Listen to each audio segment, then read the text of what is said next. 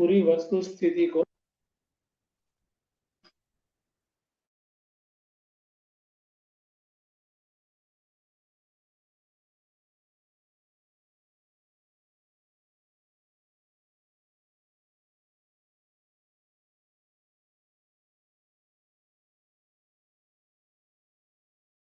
वहां से आगे, ठीक है। तो अगर हमें लगे कि कब तक ये सब करना है, हमें जो भी करते हैं जब तक लेवल 2 फिनिश ना हो जाए, ऐसा क्लियर है। तो कर्म योग में कौन सी बात आती है, तो यहाँ पर भगवान 18th चैप्टर में भी और अर्लियर दो प्रमुख बातें बताते हैं। एक, मेरा स्वधर्म क्या है, वो मेरी प्रकृति के अनुसार मैं जानूं, और फिर मैं स्वधर्म को मैं अच्छे से जीऊं।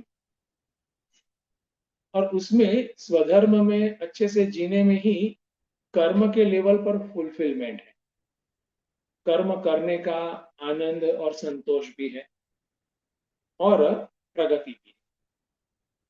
तो पहला एंगल आता है स्वधर्म अनुष्ठान, और कर्म योग का दूसरा एंगल है ईश्वर में भक्ति।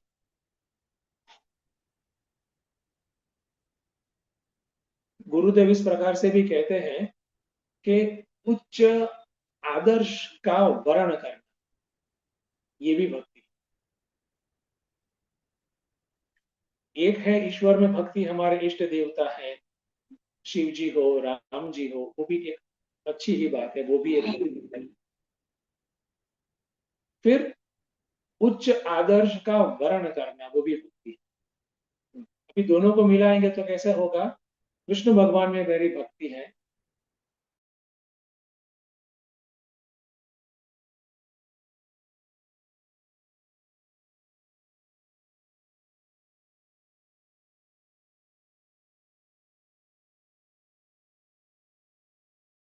होता है कि श्रद्धे में भक्ति है और श्रद्धे के उपदेश में वर्ण या शरणागति या भक्ति नहीं है, वो कभी नहीं होता है। तो फिर वहां पर कुछ प्रोसेस बाकी, ऐसा समझना है।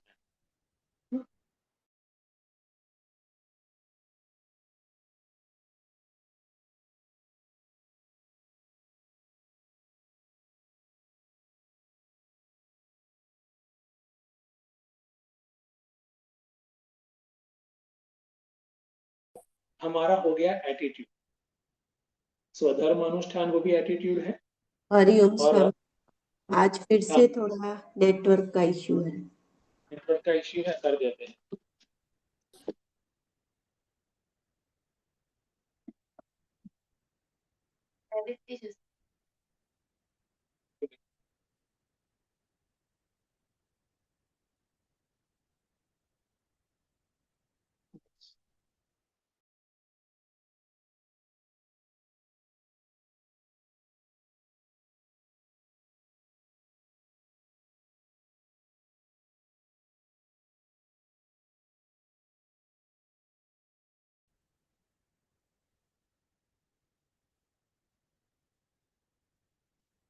हम्म, तो अभी हो जाएगा इंटरनेट का।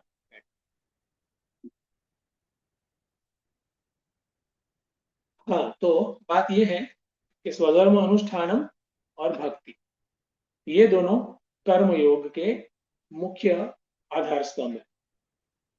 और उसके परिणाम स्वरूप क्या मिलेगा, तो उसके परिणाम स्वरूप हमें एक डीपेस्ट सुख मिलेगा। उसके परिणाम स्वरूप हमें मिलेगी एक मास्टरी हमारे जीवन में, स्लेवरी नहीं।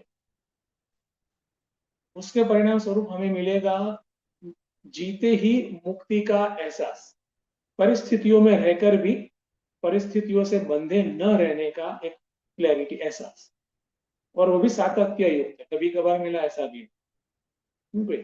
जिसको यहाँ पर गीता की भाषा में कहते हैं कि सर्वत्र असक्त बुद्धि।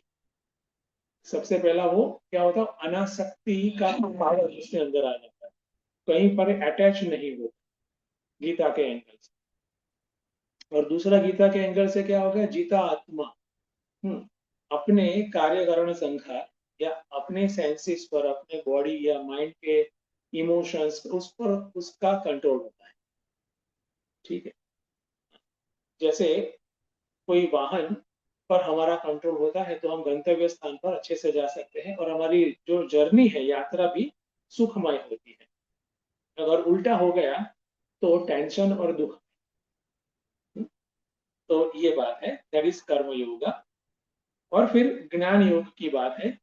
इस प्रकार की क्वालिटी जब आती है तभी हम जो जीवन के सूक्ष्म आयाम है, स्वयं के भी जो एक कोर है, हमारे व्यक्तित्व का जो कोर है, उसको जानने में हम हमारा समय और शक्ति का निवेश कर सके।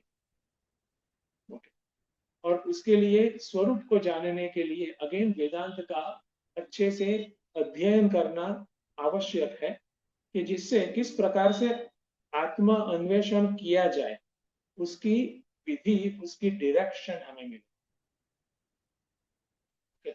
जैसे भगवत गीता है, भगवत गीता पूरी लाइफ साइंस है, कर्मयोग और ज्ञान योग दोनों को सिखाती है, ऐसे है ना? तो स्वयं को, स्वयं का सत्य जानने के लिए, जगत का सत्य जानने के लिए, हु एम आई, उसको अच्छे से समझने के लिए जो कर्मयोग में ग्रेजुएट हो चुका है, पास हो चुका है, वो प्रमुख रूप से इस प्रकार से वेदांत का अनुसंधान करेगा, उपनिषद का अनुसंधान करेगा प्रमुख। कर्मयोगी भी उपनिषद का और वेदांत का अनुसंधान कर सकता है, लेकिन उसका प्रमुख या प्राइमरी ऑब्जेक्टिव रहेगा कर्मयोग में कैसे पास हो जाए।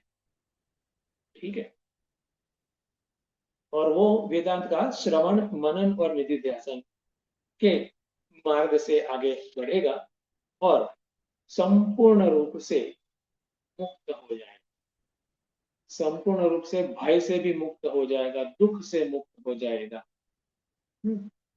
वर्तमान में हमारे भय और दुख जैसे कारपेट के नीचे पूरा कचरा रहता है, या फिर कोई रखते हैं जैसे कारपेट के नीचे डालते हैं ना, ऐसे हमारे भय और दुख।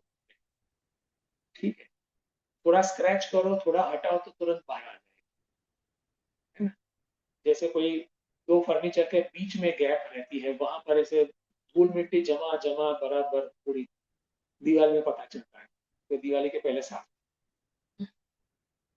तो वैसे ही हमारे अंदर जो एक टॉप लेयर ऑफ हमारा जो माइंड है, वहां पर हमें लगता है सब ठीक है, बराबर, ऑल फाइन, थोड़ा बहुत है लेकिन आई कैन मैनेज वगैरह, है ना? लेकिन वो सब सिचुएशन बेस्ड है, समय बेस्ड है, काल बेस्ड। जैसे काल में परिवर्तन आ गया, सिचुएशन में परिवर्तन आ गया, तुरंत हम वो जो अंदर का जो कचरा है तुरंत बाहर आता है। ऐसे अंदर का जो दुख और भय बाहर, हर कोई के लिए, नो एक्सेप्शन। ठीक है, कोई ऐसा कुछ ज्यादा पावरफुल है तो उसका भय कम, अरे हो सकता है उसका ज्यादा भय हो जाए, पावर चला जाए। पावरलेस है तो भी वो भी अभाव का भय, कुछ ना कुछ रहता है। तो वो सब भय और शोक जीरो हो जाते हैं, और वो भी हमेशा के लिए। काल के प्रभाव से व्यक्ति संपूर्ण रूप से मुक्त, उसको कहते हैं मुक्ति या मोक्ष, उसको कहते हैं जीवन मुक्त व्यक्ति। वो जीता भी है फिर भी उसमें कुछ कोई भी प्रकार का वहां पर भय, शोक, विषाद का अंश भी नहीं है। ठीक है, तो ये जीवन मुक्ति जीते ही इस प्रकार से कंप्लीटली फ्री, फ्रीडम, ये हमारे शास्त्र, हमारी अध्यात्म परंपरा, भगवत गीता जी, वेद हमें ऑफर करते हैं। ठीक है, उसका रास्ता दिखाते हैं। ठीक है, तो वही लाइन में हमने देखा था कि भगवान की अगर प्रॉपरली हम भक्ति करते हैं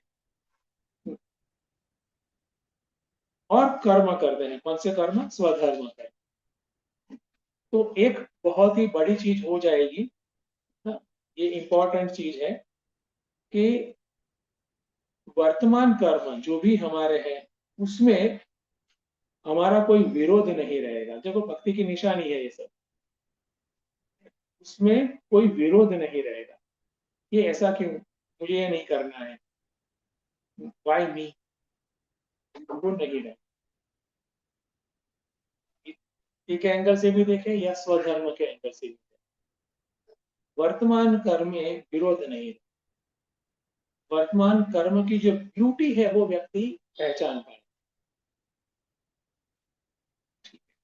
क्योंकि जनरली हमें इंपॉर्टेंस तभी दिखती है जब कंपेयर करें, ये ऑर्डिनरी बुद्धि होती है हमारी, कंपेयर करते लगता है हाँ अभी ठीक है। लेकिन कोई भी कर्म ऊंचा या नीचा नहीं है, उसकी रिलेटिवली इंपॉर्टेंस ज्यादा कम हो सकती है। ये बात एक भक्त या फिर एक बात स्वधर्म अनुष्ठानी कर्मयोगी उसको बहुत अच्छे से पता होती है। इसीलिए उससे भागता नहीं, नंबर वन। नंबर टू, वो प्रोएक्टिव होता है।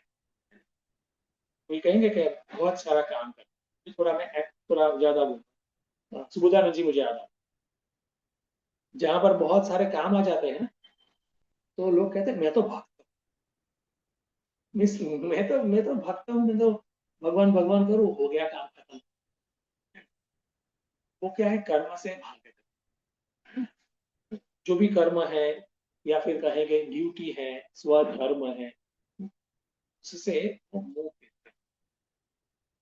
एक्चुअली वो प्रमाद होता है प्राय, हो सकता है, चेक कर, चलो चेक करने के बाद, क्योंकि इंडिविजुअली ही देखना होता है। लेकिन एटीट्यूड क्या होता है कर्म के प्रति भक्त का या कर्म योगी का, ये हमें एक अंदर स्पष्ट है, दैट इज स्पष्ट। ठीक। और कर्मयोगी या कर्मयोगी भक्त जो भी, क्योंकि दोनों एक ही है, एक सिक्के के दो साइड हैं, उसके कर्म के जो या फिर परिस्थिति के एक्शन के जो रिएक्शंस है ना, उसमें कभी नहीं उलझता। वो एक्टिव रहता है, रिएक्टिव नहीं रहता। मैं भेद बता, रिएक्टिव माने क्या, उसने मुझे ये कहा ना अभी मैं ये करूंगा या ये करूंगी, और फिर उसकी ही परंपरा चलती, उसके बेस पर ही पूरा लाइफ का सेटअप करते रहते। क्योंकि अभी लास्ट वीक उसने ऐसे कहा था तो मैं ऐसे किया, अभी कल उसने ऐसा कहा तो फिर मैं ऐसा करूँ। पूरा रिएक्शन की ही परंपरा है। देखो, करने की या कहने की, जो भी मनसा वाचा कर्मणा जो भी करते हैं, वो रिएक्शन की परंपरा। कर्मयोगी रिएक्शन की परंपरा को मैं कभी फंसता नहीं। ये माइंड गेम है, ये लोअर माइंड गेम है, कभी उसमें फंसता नहीं। वो एक्शन की परंपरा, प्रोएक्टिव है। ठीक है। दूसरी एक बहुत ब्यूटीफुल चीज, बहुत ही ब्यूटीफुल, रिएक्शन की परंपरा में नहीं। किसी ने कुछ कहा तो मैंने भी कहा, वो ऐसा नहीं, दैट इज ओके। लेकिन उसके बेस पर ही मैं मेरी लाइफ को रीडिजाइन करूं, दैट इज वेरी बैड। है ना। ठीक है, आई गेस इतना इनफ है। फिर गुरुदेव से भी हम जो सीखते थे उसमें ही आगे बढ़ते हैं। हाँ, कल कुछ किसी के क्वेश्चन भी थे, एनीबडी कोई है और भी क्वेश्चंस, क्योंकि टाइम कल पूरा हो गया था। एनीबडी? ठीक है, आ गया। तो कहाँ थे गुरुदेव को कमेंट्री में? तीसरा paragraph, religion to God Lord Krishna. Okay, तो पैराग्राफ 3, शिल्पा बहन।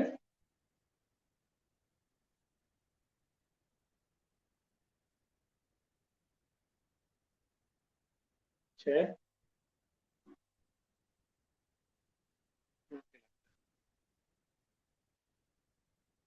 અવાજ આવે છે ને મારો બરાબર પહેલા? जी स्वामी जी। हाँ, तो रजनी?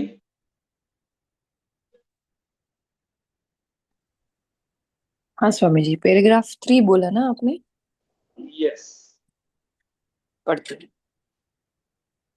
भगवान श्री कृष्ण के मतानुसार धर्म की पूर्णता विषयों से केवल विरति और निजानुभूति में ही नहीं है। उसका यह निश्चित मत है कि ज्ञानी पुरुष को आत्मानुभव के पश्चात पुनः व्यावहारिक जगत में आकर कर्म करने चाहिए, परंतु ये कर्म निजानुभव की शांति और आनंद से सुरभित हो, जिससे कि यह मंद और म्लान जगत तेजोमय और कांतिमय बन जाए। इसलिए परम भक्त बनने के लिए एक और आवश्यक गुण का वर्णन इस श्लोक में किया गया है। तो अभी जो आपने बताया स्वामी जी, वही बात इस पैराग्राफ में भी गुरुदेव ने कही है कि अ, भक्ति जो है वो सिर्फ भगवान का नाम लेना ही नहीं है, आप किस तरह से कर्म करते हो वो भी दर्शाता है कि आप कैसे भक्त हो। तो श्री कृष्ण यहाँ इस श्लोक में बहुत अच्छे से बताते हैं कि सिर्फ विषयों से भागकर एक निज अनुभूति में रहे वो कोई भक्ति नहीं कही जाती।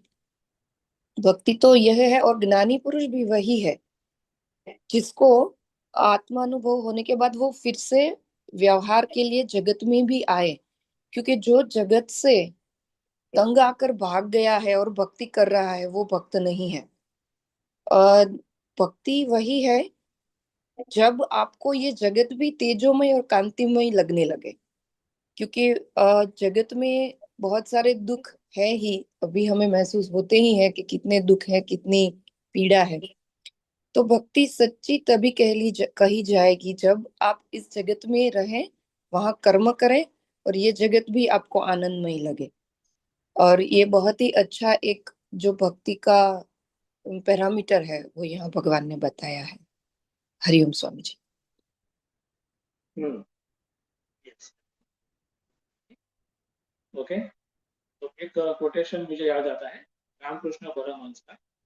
वो कहते हैं, चिन्मय श्याम चिन्मय धाम। ऐसा, चेतन श्याम चेतन धाम। धाम माने के जगत, ठीक है, जहां पर भगवान रहते हैं वो जगह ऐसी है, यहाँ तो सब बकवास, ऐसा नहीं है ना।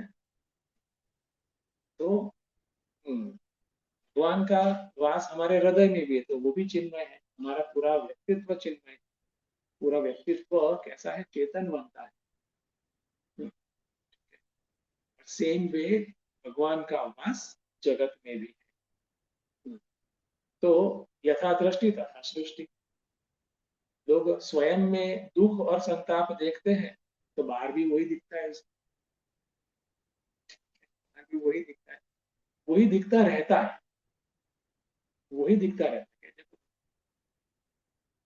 सब लोग ऐसे ही है, चीटर ही है कि मुझे मेरे साथ किसी ने 2 रुपए की चीटिंग की, तो सब चीटर हमेशा की।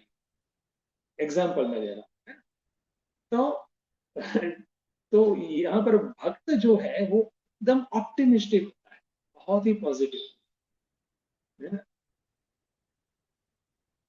भक्त जो है वो भगवान को महसूस करता है अपने भाव राज्य में। कर्मयोगी भक्त की बात, अपने भाव राज्य में उसको महसूस करता है, और उसको फिर सिर्फ जो भी एक भगवान की एक मूर्ति है या एक नाम है, उसके गुण है, वहां तक ही सीमित नहीं।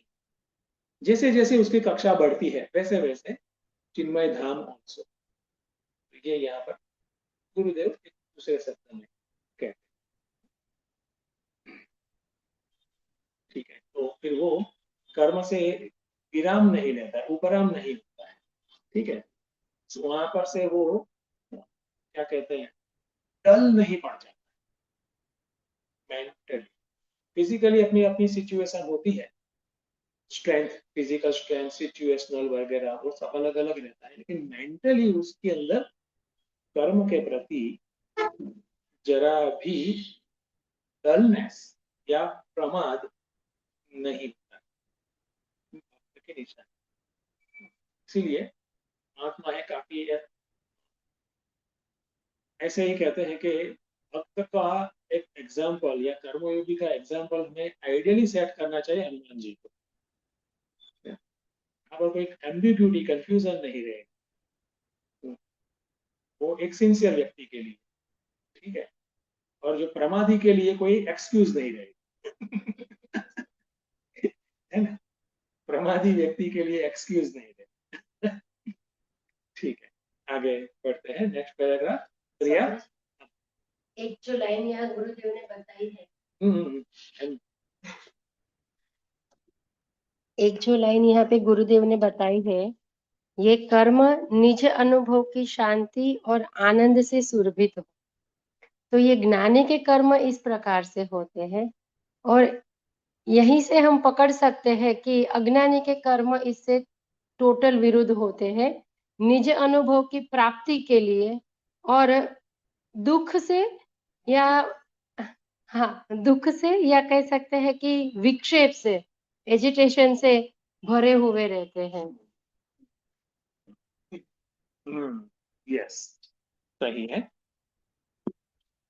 गुड, ओके, आगे बढ़ते हैं, नेक्स्ट पैराग्राफ। निस्वार्थ निस्वार्थ समाज सेवा के अधिकार पत्र के बिना गीताचार्य भगवान श्री कृष्ण न तो किसी भक्त का स्वागत करना चाहते हैं और न किसी को अपना दर्शन देना चाहते हैं। उसकी यह स्पष्ट घोषणा है, जो पुरुष मदाश्रित होकर समस्त कर्म करता है वह मेरे प्रसाद से अव्यय पद को प्राप्त कर लेता है। तो मुझे यहाँ पे इसी लाइन में बात याद आ रही है गुरुदेव की। उनको भी जो है इतना ज्ञान प्राप्त हुआ तो चाहते तो वे भी उधर ही बैठ जाते, उनको उनके ऊपर कोई कंपल्शन था ही नहीं, लेकिन लोक कल्याण के हेतु वे जो है जमीन पे आए और समाज का जो है ज्ञान देने के लिए, लोगों को जो है ये ज्ञान देने के लिए अपना साइकिल पे भी चल के ऐसे एक एक के घर अपनी जो है ये फ्लायर्स देके या बोल के उन्होंने यह कार्य किया। तो सॉरी, पहले पैराग्राफ समझाने से पहले ही मुझे ये बात आ रही थी मन में, तो पहले ही मैंने ये व्यक्त कर ली। तो यहाँ पे गुरुदेव बोल रहे हैं कि कृष्ण भगवान जो है उस भक्त का अपने पास स्वागत नहीं करेंगे जिनके पास यह जो एक टिकट होता है। टिकट कौन सा है? निस्वार्थ समाज सेवा। उसके बिना उनकी एंट्री ही नहीं हो सकती। तो भले उन्होंने कोई भी ऐसे ज्ञानी पुरुष है, उन्होंने निज आनंद का अनुभव कर लिया है, लेकिन फिर उनका भी एक होता है कि हम आगे बढ़े हैं तो हम जो है दूसरों को भी ऊंचा उठाए, दूसरों को भी एक सही रास्ते पे लेके चले, तो उनके हेतु ही वे कार्य करते हैं। और आगे बताया है कि वो कार्य कैसे करेंगे, तो वो जो है मदाश्रित होकर, मदाश्रित यानी कि गुरु के मदाश्रित होकर यानी कि भगवान के ऊपर आश्रित होके ये सारी समस्त कार्य करते हैं। और उससे क्या होएगा कि उनको जो है एज अ रिजल्ट जो उनको अव्यय पद की प्राप्ति होती है। हरिओम स्वामी जी। यस, यहाँ पर जो मेन पॉइंट यही है, भगवान कहते हैं, सॉरी गुरुदेव अभी कहते हैं यहाँ पर समझाते हैं, selfless service to the society, समाज में सेवा, लेकिन कैसी सेवा? निस्वार्थ, मैं कुछ करूं मुझे कुछ मिले, वो एक अलग है। निस्वार्थ सेवा जो करता है वो भक्त को मैं मेरे नजदीक लाता हूँ, मैं दर्शन देता हूँ, भगवान ऐसे स्पष्ट। अदरवाइज अभी देर है, आप लाइन में खड़े कहीं पर तो हो, चलो नो प्रॉब्लम, क्योंकि यहाँ पर हम गाइडलाइन समझ रहे हैं यहाँ हम रोड मैप अच्छे से समझ रहे हैं, ठीक है, डायरेक्शंस समझ रहे हैं, तो हम हमारे इवोल्यूशन के लेवल पर कहीं पर खड़े होते हैं। जैसे हमारा भी एक कुछ स्वार्थ भी होता है, कुछ भोगेच्छा भी होती है, कुछ एंजॉयमेंट हम हमारे लिए करें, और वहां उसके हेतु हो सकता है कि कहीं पर हम दमन भी करें, जो भी एक हमारे अंदर वासना या संस्कार का स्ट्रक्चर है अकॉर्डिंगली। लेकिन हमें ईश्वर के नजदीक जाना है, तो उसकी चाबी यहाँ पर बता कि निस्वार्थ समाज सेवा। ठीक है, अभी देखिए उसको मैं कनेक्ट करता हूँ स्वधर्म के साथ, इजी रहे। स्वधर्म में 3 एस्पेक्ट्स आते हैं, ठीक है, 3 एरिया में स्वधर्म। कौन से एरिया है मैंने पहले बताया है, इसलिए समाज का एरिया, स्व का एरिया, स्व माने स्व माने खुद, व्यक्ति खुद का एरिया, और अपने फैमिली। तो 3 एरिया है, और उसको मैं अभी ऑर्डर में रखता हूँ। जनरली ऐसा होता है, हमारी अवेयरनेस इस प्रकार से बढ़ती है। तो पहले सेल्फ, है ना, कि स्वयं की सुखाकारी हो, अपना बॉडी है, माइंड है, बराबर है, उसको ठीक ठाक रखना वगैरह। तो एक उसके प्रति हमारी ड्यूटी, स्वयं के प्रति है हमारी ड्यूटी, उसको इग्नोर नहीं करना चाहिए। दैट इज, उसकी प्रॉपर अवेयरनेस लें और उसको फॉलो। फिर अवेयरनेस बढ़ती है तो हमारा मम का एरिया आता है। मम माने कि मेरे नजदीक के लोग, जनरली प्राय फैमिली, तो उसके प्रति मेरा क्या धर्म है, क्या ड्यूटीज, वो आ गई। और फिर और मेरी अवेयरनेस जितनी बढ़ती है, उतना पता चलता है कि अरे अरे मेरी ड्यूटी समाज के प्रति भी है, जो मम नहीं है, अननोन टू मी, या फिर नोन है लेकिन मम नहीं है ना। मेरे फैमिली के, मेरे जिसको मैं मेरे कहूँ ऐसे नहीं, अननोन भी हो सकते हैं, नोन भी हो सकते हैं, तो उनके प्रति भी मेरी एक ड्यूटी है। ठीक है, अभी जब उसमें डिफरेंस बताता हूँ, अननोन सोसाइटी और नॉन सोसाइटी। नॉन सोसाइटी माने क्या कि हमारे एक्सटेंडेड फैमिलीज,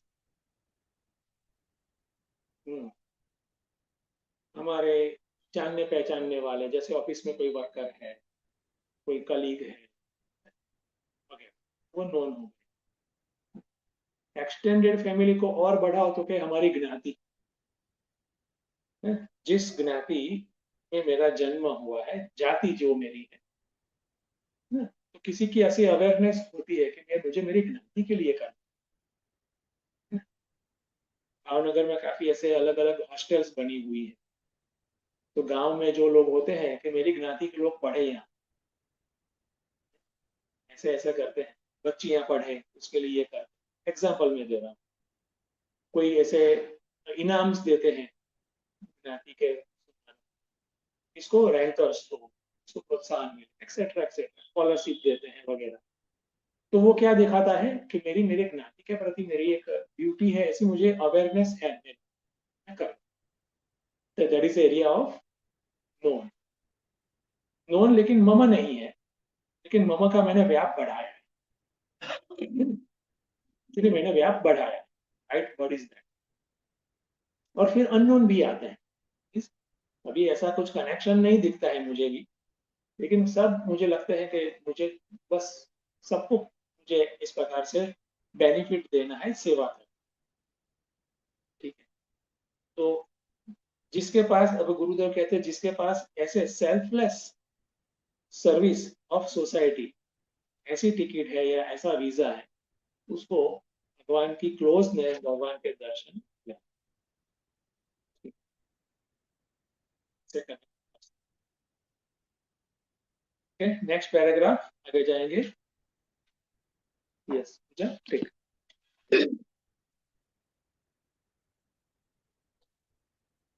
ईश्वर अर्पण की भावना से ही कर्तृत्वाभिमान को त्यागा जा सकता है। इस भावना से कर्तव्य पालन करने वाले साधक को ईश्वर का प्रसाद अर्थात अनुग्रह, कृपा प्राप्त होता है। इसे तो हम कई बार आगे बहुत डिटेल में देख चुके हैं, वही बात यहाँ फिर से आ रही है कि ईश्वर अर्पण की भावना से मैं जो भी करता हूँ वो ईश्वर के लिए कर रहा हूँ, है ना, और निमित्त बन के कर रहा हूँ। मैं सिर्फ निमित्त हूँ, जो ईश्वर करते हैं वो मैं करता हूँ और उनके लिए ही करता हूँ। इस प्रकार से ईश्वर अर्पण की जब भावना होती है तो साधक के मन में कर्तृत्व अभिमान जो बना रहता है वो निकल सकता है, तभी वो उसको त्याग सकता है। वरना बनता है कि मैं करता हूँ, मैंने किया, है ना, तो वो निकल सकता है जब ईश्वर को अर्पण कर देते हैं। और इस भावना से कर्तव्य पालन करने वाले साधक ईश्वर का अनुग्रह, उनकी कृपा को प्राप्त कर लेते हैं। स्वामी जी काफी आगे देख चुके तो अब इसको एलाबरेट नहीं करेंगे। नेक्स्ट पैराग्राफ ही है। ठीक। अपनी कृपा से भिन्न अपनी कृपा से भिन्न ईश्वर का अस्तित्व ही नहीं है। ईश्वर ही स्वयं अपनी कृपा है और उसकी कृपा ही वह स्वयं है। अतः कृपा प्राप्ति का अभिप्राय यह है कि जिस मात्रा में साधक का अंतःकरण शांत, शुद्ध, स्थिर और सुगठित होगा, उसी मात्रा में उसे परमात्मा अनुभूति स्पष्ट होगी। परमात्मा नित्य, शाश्वत और अविकारी अव्ययी है। इसलिए भगवान कहते हैं कि उत्तम साधक उनकी कृपा से शाश्वत अव्ययी पद को प्राप्त होता है। गुरुदेव ने यहाँ पे कृपा मत प्रसाद जो है, भगवान का जो प्रसाद है, उसको यहाँ समझाया है कि कृपा जो ईश्वर की है ना, वो सही मायने में किसकी कृपा है? तो व्यक्ति की खुद के ऊपर ही खुद की कृपा है। मेरे ऊपर जो कृपा है और ईश्वर की मेरे ऊपर जो कृपा है, वो दोनों अलग अलग चीज नहीं है।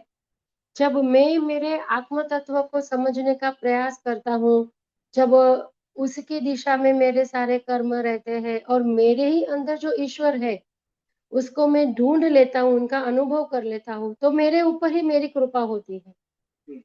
स्वामी जी हम दूसरे प्रकार से कहते हैं ना कि जो यहाँ पे एक बात हुई स्वधर्म और खुद के एरिया में स्वधर्म, तो खुद के एरिया में स्वधर्म इस एंगल से देखे तो यह है कि व्यक्ति अपने अंदर ही रहे ईश्वर को, आत्म तत्व को प्राप्त करने के प्रयास करे, नहीं कि व्यक्ति अपने शरीर, मन और बुद्धि को तृप्त करने के प्रयास करे। वो उसका स्वधर्म है कि उसकी प्राप्ति हो, अपने शरीर, मन और बुद्धि से ऊपर उठ के ईश्वर तत्व को जाने, और जितना जितना वो जानता जाएगा उतनी उतनी उसके अंदर रही दुख, एजिटेशन, जो भी जितने भी ये दुख के एरिया के अलग अलग नाम है, वो सारे कम होते जाएंगे।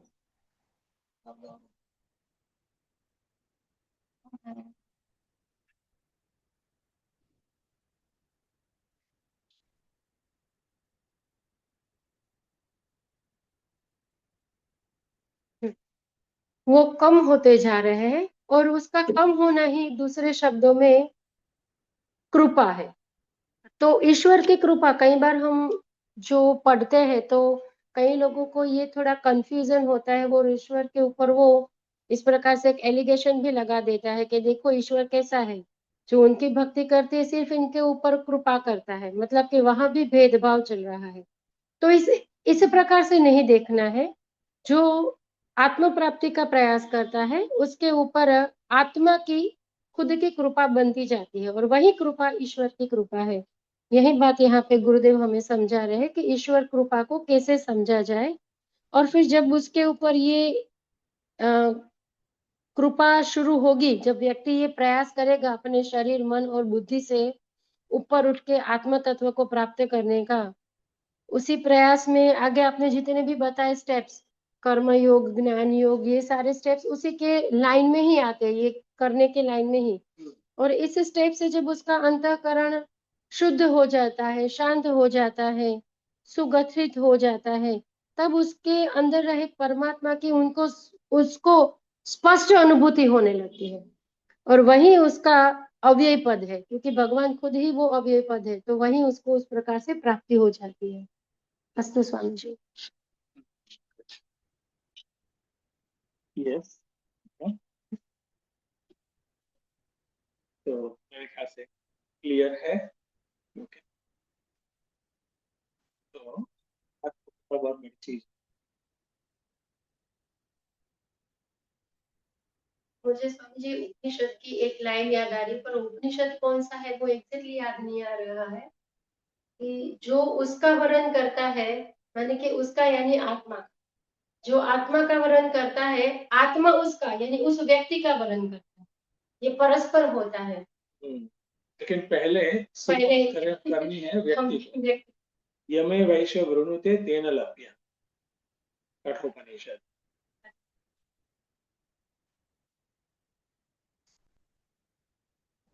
ओके, आगे बढ़ते हैं सर। ब्यूटीफुल। हाँ, नेक्स्ट पैराग्राफ। શિલ્પાબેન આવી ગયા છે?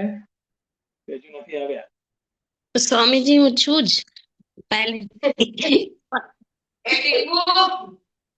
અચ્છા, પણ તમારું નામ લીધું તો ત્યારે ખબર નહીં, મારું નેટવર્ક ઇશ્યુ થયું હશે, મને સમજાણું નહીં હોય. ઓકે, બાકી તમે છો જ. શાશ્વત રૂપે તમે છો. That's okay.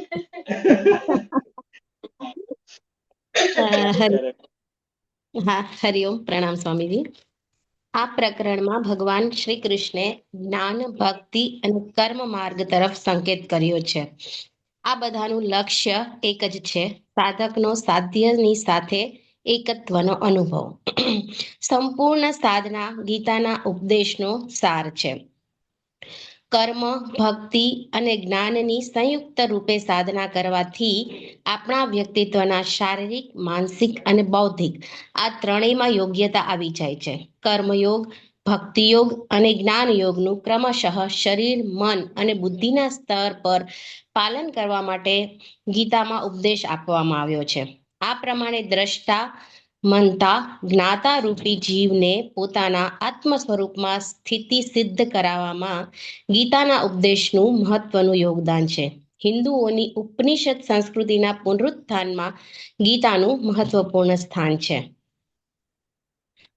तो गुरुदेव आगे और भगवान श्री कृष्ण ये पूरी गीता का जो एक लक्ष्य है वो ही बता देते हैं कि गीता जी का पूरा क्या लक्ष्य है। तो वो है कि इस प्रकरण में तो भगवान ने ज्ञान, भक्ति और कर्म मार्ग तरफ संकेत किया है, और सबका लक्ष्य एक ही है कि साधक और साध्य दोनों का एकत्व का अनुभव। तो यही संपूर्ण गीता की साधना है ना, उसका सार है। कर्म, भक्ति और ज्ञान तीनों, यानी कर्म शारीरिक, तीनों से शारीरिक, मानसिक और बौद्धिक योग्यता आ जाती है तीनों की साधना करने से। जैसे कि कर्म से शारीरिक, भक्ति से मानसिक और ज्ञान से बौद्धिक, तो तीनों योग्यता आ जाती है। तो कर्मयोग, भक्ति योग और ज्ञान योग का क्रमशः शरीर, मन और बुद्धि के स्तर पर यदि पालन करने का उपदेश गीता में दिया गया है। तो इस तरह से गीता जी का उपदेश का यहाँ बहुत बड़ा महत्व, बहुत बड़ा योगदान है। और यह ग्रंथ भगवत गीता हिंदुओनी उपनिषद संस्कृतिના पुनरुत्थाનમાં, यानी कि हिंदुओं की उपनिषद संस्कृति के पुनरुत्थान में गीता जी का बहुत ही महत्वपूर्ण स्थान है। हरिओम स्वामी जी, बहुत बड़ी बात है, नहीं समझा सबको। हरिओम, फिर भी अच्छा है, ट्राई किया है, राइट। तो देखो, गुरुदेव ने अभी जनरलाइज करके कहा कि हमारे 3 इक्विपमेंट्स है हमारे पास, शरीर, मन और बुद्धि। और 3 इंस्ट्रूमेंट्स क्या करते हैं? तो शरीर कर्म करता है, मन भावना करता है, बुद्धि विचार करता है।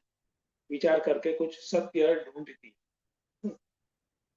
तो तीनों का हमें एक योग बनाना है। तो ऐसे में जनरलाइज करके यहाँ पर कहना है कि कर्म, भक्ति और ज्ञान योग ऐसे। तो इसका हमें अनुसंधान अवश्य करना चाहिए। साधक मस्ट बी इंटेलिजेंट। ऐसा नहीं कि मुझे लगा मैंने कर दिया, फिर नहीं लगा तो नहीं किया, नहीं ऐसा नहीं।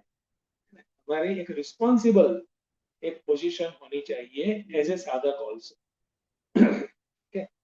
जैसे हम कहते हैं कि सोसाइटी में एक रिस्पॉन्सिबल सिटीजन हमें बनना है, फैमिली में भी एक रिस्पॉन्सिबल फैमिली मेंबर बनना है, इंडिविजुअली पर हमें रिस्पॉन्सिबल पर्सन बनना है, टूवर्ड्स वन सेल्फ ऑल्सो एक रिस्पॉन्सिबिलिटी है ना?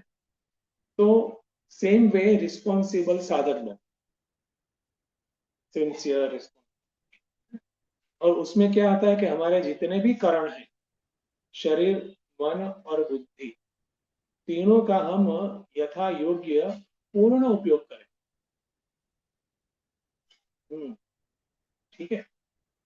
तो शरीर जो है वो साबुन की तरह घिसने के लिए है, ऐसे कि वो मेज की तरह से सजाने के लिए नहीं,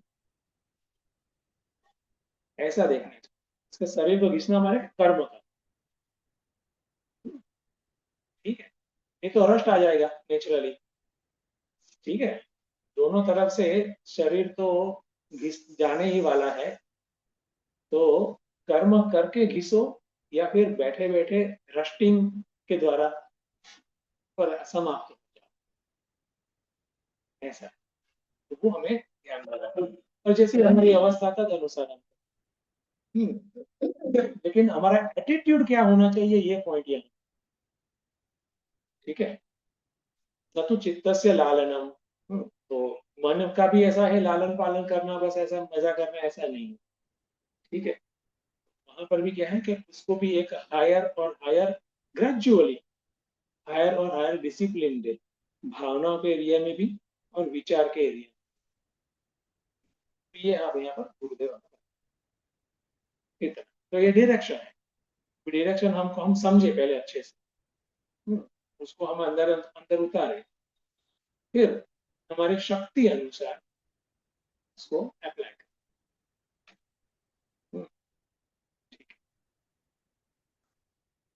और है पैराग्राफ, हो गया ना? अच्छा, बिल्कुल। तो यहाँ पर श्लोक नंबर 56 फिनिश हो गया। 56 में किसी को कुछ और क्वेश्चन है, पूछना है? क्या यहाँ पे गुरुदेव ने लिखा ना, कर्म योग, भक्ति और ज्ञान योग का क्रमशः शरीर, मन और बुद्धि के स्तर पर पालन करना, और उससे तीनों में इंटीग्रेशन आता है। तो यही बात गुरुदेव ने भक्ति के, यहाँ भक्ति चल रही है, तो गुरुदेव ने अपनी book I love you later में, आई एम नॉट मिस, हाँ, आई लव यू लेटर में गुरुदेव ने यही बात भक्ति के एंगल से, इसी को सिर्फ थोड़ा सा एंगल बदल के रखा है कि जब, जैसे हम आपने भी बताया ना कि जिसकी भक्ति करते हैं उसके उपदेश को जीना। तो भक्ति किसको कहते हैं कि शरीर, मन और बुद्धि तीनों से जिसकी भक्ति करते हैं उसको डेडिकेट हो जाना, समर्पित हो जाना। यहाँ भी कृष्ण भगवान ने यही रखा है कि मद आश्रय, उसके आश्रय हो जाना। तो शरीर से आश्रय होना माने शरीर से एक प्रकार से कर्म योग करना, दूसरे प्रकार से जो हमारा भक्ति हमारा, जिसकी हम भक्ति करते हैं उसके लिए ही कर्म करना। जो आपने कहा हनुमान जी के सारे कर्म सिर्फ और सिर्फ राम जी के लिए ही थे। मतलब ऐसे नहीं कि राम के लिए, दूसरे के लिए नहीं, राम जी के, पर सिर्फ उनके कर्म राम भगवान के लिए ही, वो उसके लिए ही कर्म करते थे, अपने लिए खुद के लिए कोई कर्म नहीं थे। तो शरीर से कर्म योग माने क्या करें, जो हमारे इष्ट है, जो हम, जिसको हमने भक्ति के लिए चुना है, उनके लिए ही सारे कर्म करें। तो ये हमारी शरीर से भक्ति हो गई। मन से क्या करें, तो भक्ति योग करें माने हमारे जो भी भावनाएं हैं, वो भी हमारे जो इष्ट है, जो जिनका हमने भक्ति के लिए वरण किया है, वो हमारे सारे भाव उनके लिए ही हो। भाव में भी सिर्फ उनको ही, उनकी ही पूजा चलती रहे, प्रेम उनके तरफ ही हमारा बना रहे, तो सारे भाव उनके लिए है। बुद्धि से क्या करे, तो ज्ञान योग करे, तो बुद्धि से उनको ही जानने का प्रयास। अगर मेरे इष्ट मैंने भक्ति की है कृष्ण की, तो कृष्ण भगवान क्या है वो मैं बुद्धि से यही जानने का प्रयास करूं कि उनका सही स्वरूप क्या है, उनके गुण क्या है, वो क्या कहते हैं, किस प्रकार से करने को कहते हैं, तो ये बना रहे। तो इस प्रकार से तीनों से, हमारे पास तीन इंस्ट्रूमेंट है, शरीर मन और बुद्धि, तीनों से अगर आश्रित होते हैं, सॉरी, तभी हमारी ये सही मायने में मत व्यपाश्रय, मेरे आश्रय होके भक्ति की, ऐसा समझा जा सकता है। अस्तु स्वामी जी। Very good. तो इस प्रकार से देखो, ये एक आइडियल पोजीशंस भी हम देखते हैं इस प्रकार से, और फिर हम जहां पर खड़े हैं वहां से ये आइडियल पोजीशन की दिशा में आगे बढ़े। ये हो सकता है कि सारे भाव या सारे कर्म मेरे इष्ट के प्रति न भी हो, कुछ कुछ ही हो, चलो ऐसा, तो उसको बढ़ाए, उसके लिए इंस्पिरेशन से डायरेक्शन भी। ओके, और कोई? हरिओम स्वामी जी। यस प्रिया। हाँ, यहाँ पे गुरुदेव की कमेंट्री में जो लिखा था ना, निस्वार्थ समाज सेवा के अधिकार पत्र के बिना, तो एक मन में विचार आ रहा था कि जैसे रमन महर्षि है, तो उनका तो लेवल ही कुछ और था, तो वे एक ही जगह पे ऐसे बैठे रहते थे और शायद बोलते भी नहीं थे, ऐसा ही कुछ था। तो फिर उनको कैसे लेंगे? ऐसे और भी होंगे जो हिमालय में स्वस्वरूप में स्थित है, तो उनको कैसे देखना है? ठीक है, देखो यहाँ पे जो लिखा है ना, निस्वार्थ समाज सेवा के बगैर, दैट इज द साधक स्थिति। ठीक है, अज्ञानी या साधक स्थिति, है ना? सिद्ध हो गए, जैसे रमण महर्षि सिद्ध है, जो कि आत्मस्थ है, साक्षात्कार ज्ञान योगी परिसमाप्ति, ऐसा। और ऐसे भी अन्य जितने भी सिद्ध है ना, उन्होंने पास्ट में कर लिया है ये सब काम, ऐसा हम रख सकते हैं। ठीक है, क्लियर हो रहा है? जी हाँ हाँ, क्योंकि मैं जब समझा ये पैराग्राफ मुझे रीड करना था, तो मैं थोड़ा उस टर्म में ही कंफ्यूज हो गई, यही सोच के ये थॉट्स आ रहे थे। तो Hariom. Yes, this paragraph is for the साधक। ठीक है, अज्ञान जो है ज्ञानी के लिए नहीं। निस्वार्थ समाज सेवा से वसुधैव कुटुंबकम का भाव बने, विशालता वो आएगी। विशालता आएगी, और फिर मैं ही, अब ज्ञान क्या है, मैं ही जगत अधिष्ठान, वही जो वसुदेव कुटुंब है, वसुधा, वही मैं ही हूँ। तो इसको आत्मस्थ, वो व्यक्ति हो गया है, वो महापुरुष। फिर वहां पर तो कुछ आता है, ना सोचती ना कांक्षती, उनको कहाँ टिकट चाहिए, वो खुद तो पहुंच गए हैं। हाँ, वो टिकट डिस्ट्रीब्यूटर अभी वो टिकट डिस्ट्रीब्यूटर हो, तस्य कार्यम न विद्यते, ऐसा उसके लिए फिर कुछ आता है। ठीक है, ठीक है, हाँ, एनीबॉडी एल्स?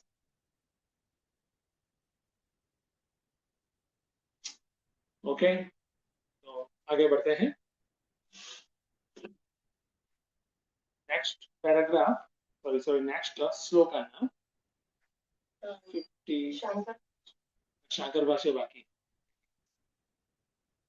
गए છે? हाँ, जय दयाल। ठीक है, ले।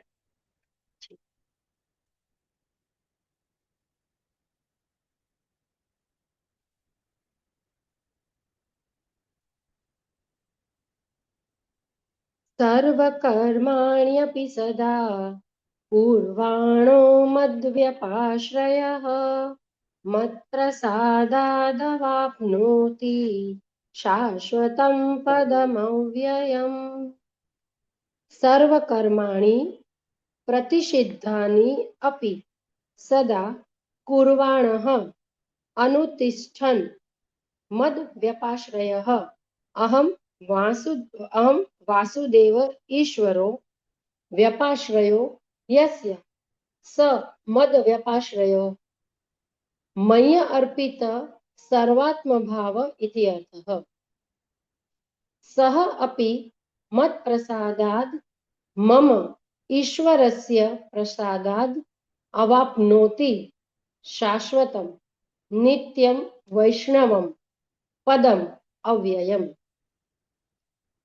सदा सब कर्मों को करने वाला अर्थात निषिद्ध कर्मों को भी करने वाला जो मद व्यपाश्रयी भक्त है, जिसका मैं वासुदेव ही पूर्ण आश्रय हूँ, ऐसा मुझे ही अपना सब कुछ अर्पण कर देने वाला जो भक्त है, वह भी मुझे ईश्वर से अनुग्रह से विष्णु के शाश्वत नित्य अविनाशी पद को प्राप्त कर लेता है।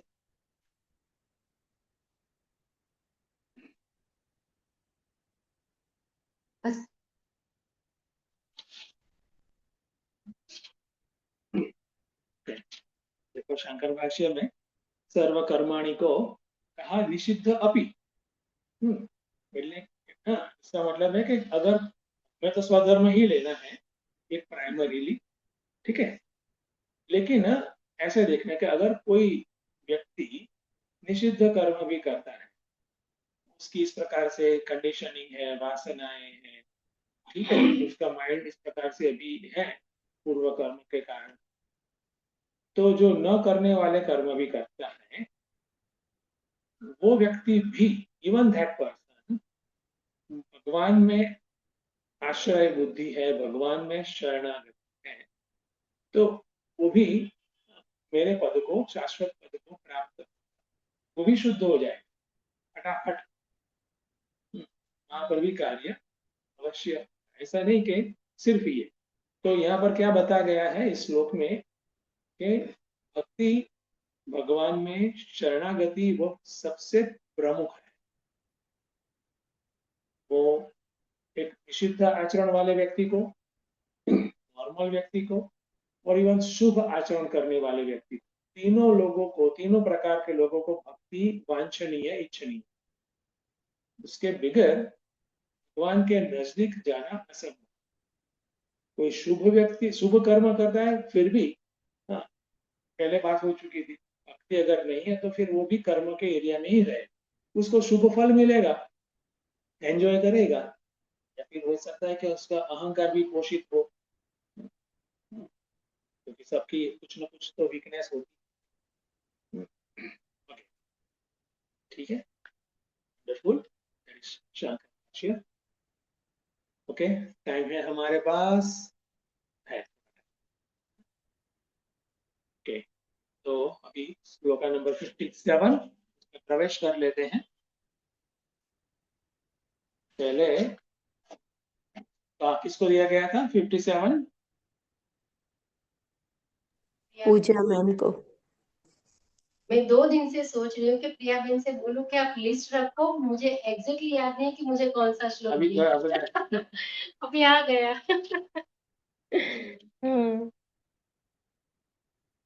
पहले श्लोकगान करती हूँ। अच्छा है, आज सिर्फ पदच्छेद और अन्वय करना है।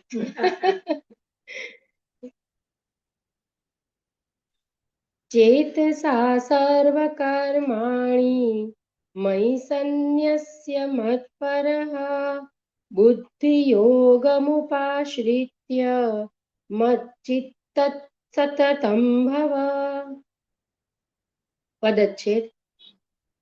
चेतसा सर्वकर्माणि मयि सन्न्यस्य मत्परः बुद्धियोगम उपाश्रित्य मच्चित्तः सततं भव।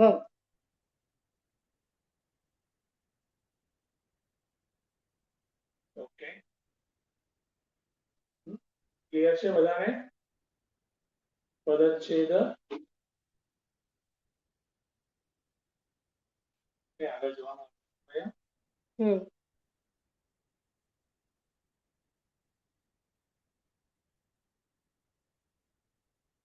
सर्वकर्माणि मयि सन्न्यस्य मत्परः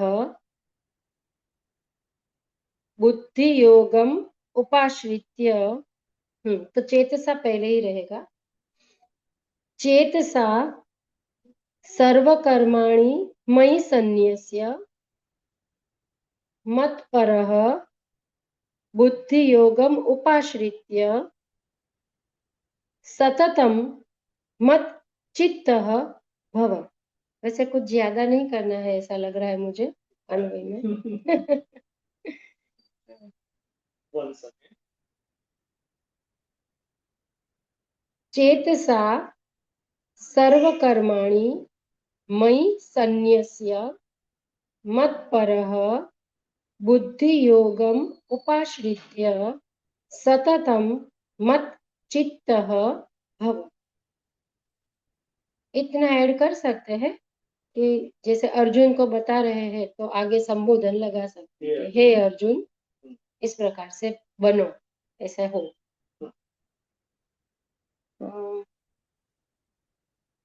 इतना ही रखें।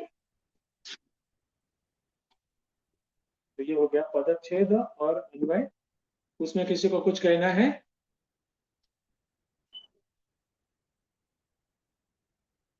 ठीक है, तो इतना रखते हैं पदच्छेद और अन्वय। एक्सप्लेनेशन में नेक्स्ट सेशन में जाएंगे, यहाँ तक रखते हैं। अभी नेक्स्ट सेशन के बारे में बात करनी है क्योंकि नेक्स्ट वीक पूरा मंडे से लेकर संडे तक मेरा ज्ञान यज्ञ है। Evening 6 PM to 7 PM Vivek Chudamani at Divya Jivan संघ। तो मॉर्निंग क्लास हम कंटिन्यू रखते हैं या ब्रेक करना है? कंटिन्यू रखते सब, तो ये बाकी क्या कंटिन्यू रखना है ना? यस स्वामी जी। और कंटिन्यू स्वामी जी आपने पूछा, इसका अर्थ ये है कि हम विवेक चूड़ामणि के ज्ञान यज्ञ में तो आएंगे ही, तो दोनों कर पाएंगे कि नहीं? क्लियरिटी यही है कि वहां तो आना ही है। सुबह भी क्लास है और शाम को भी क्लास है। शाम को जो विवेक चूड़ामणि की टॉक है, तो दोनों में आपको आना है, तो दोनों खाएगा ना। That is the point.